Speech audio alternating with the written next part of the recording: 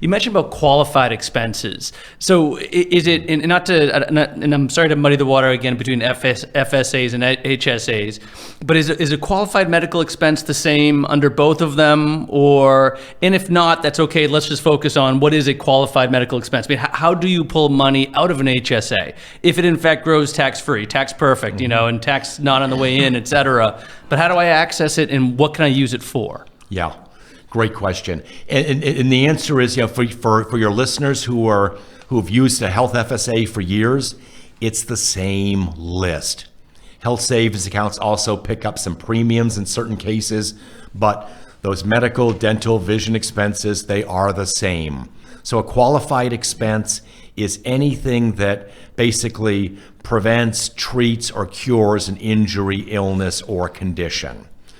So it has to be that. It has to be a qualified family member, which means you, your spouse, or a tax dependent.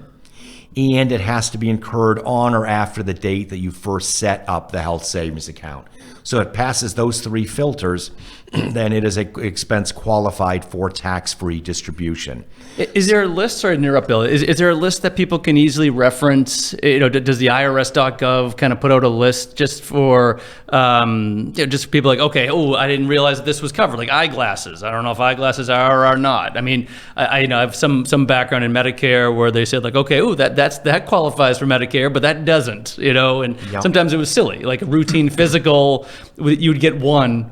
And I'm not sure if they've changed that. I know that was back in the day. So is there a list that people can reference just so they know, okay, great, this is covered or is not covered? Yeah. Let me give a resource, and then let me talk, because you've opened another box here, which is really important. The IRS puts out a publication called Publication 502.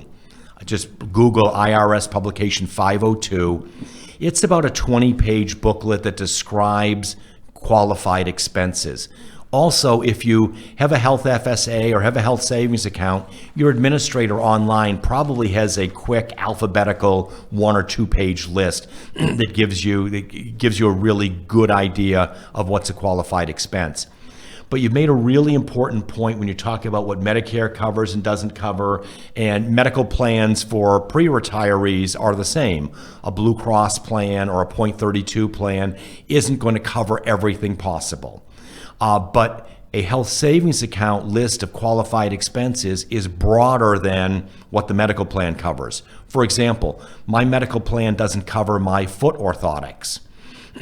Those are a qualified expense because they treat a particular condition. My feet aren't aligned properly. Acupuncture is often not covered by a medical plan, but we assume that's used for the management of pain. Most people aren't going to pay somebody to stick needles in them for no reason. So that is another example of an expense. Chiropractic used to not be covered by insurance. It generally is, but let's say your insurance covers 12 visits and you need 20 over the course of the year, then those last 8 you can reimburse out of your health savings account because that is a qualified expense. It's treating a medical condition. So it's much broader, that list of qualified expenses, much broader than medical. Dental is another example. Frequently, adult orthodontics is not covered by a dental plan, but that is treating the malalignment of teeth. That is a qualified expense. You can reimburse 100% of that out of your health savings account.